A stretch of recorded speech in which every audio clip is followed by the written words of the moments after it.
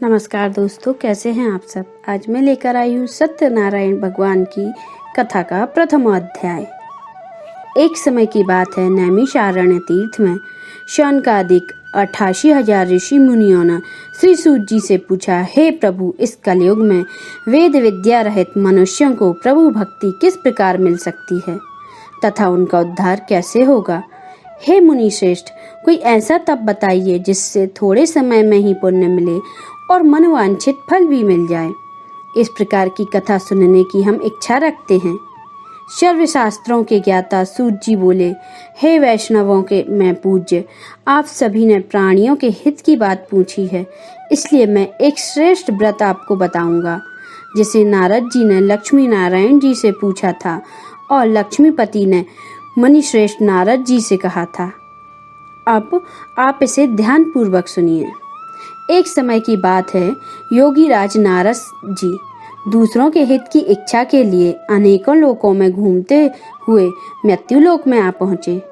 यहाँ उन्होंने अनेक योनियों में जन्मे प्रारः सभी मनुष्यों को अपने कर्मों द्वारा अनेकों दुखों से पीड़ित देखा।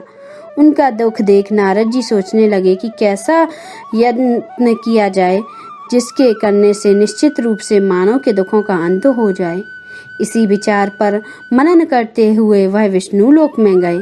वहां पर देवों के ईश नारायण की स्तुति करने लगे, जिनके हाथ में शंख, चक्र, गदा और पद्म थे, गले में बरमाला पहने हुए थे।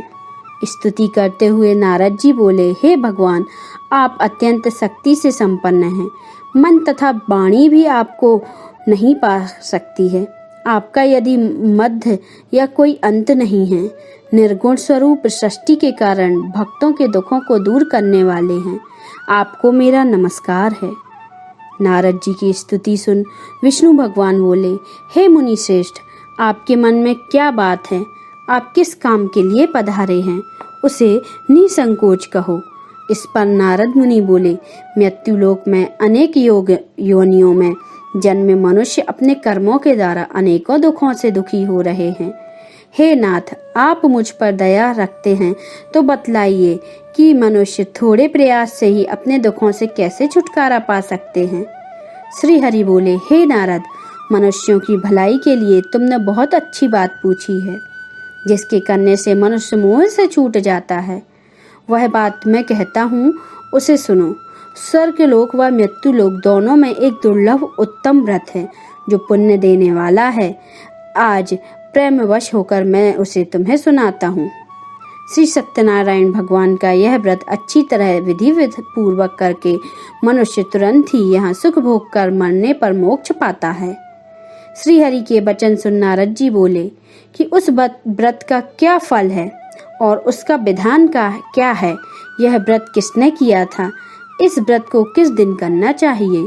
सभी कुछ विस्तार से बताइए। नारद की बात सुनकर श्री हरि बोले, दुख व शोक को दूर करने वाला यह सभी स्थानों पर विजय दिलाने वाला है। मानव को भक्ति व श्रद्धा के साथ शाम को श्री सत्यनारायण की पूजा धर्म परायण होकर ब्राह्मण और बंधुओं के साथ करनी चाहिए। भक्ति भाव से ही नैवेद्य, केले का फल, घी, दूध और गेहूं का आटा सवाए लें। गेहूं के स्थान पर साड़ी का आटा, शक्कर तथा गुड़ लेकर व सभी भक्षण योग्य पदार्थों को मिलाकर भगवान का भोग लगाएं। ब्राह्मणों सहित बंधु बांधवों को भी भोजन कराएं। उसके बाद स्वयं भोजन करें। भगवान कीर्ति के साथ भगवान की भक्ति में लीन हो जाएं। इस तरह से सत्यनारायण भगवान का यह व्रत करने पर मनुष्य की सारी इच्छाएं निश्चित रूप से पूरी होती हैं।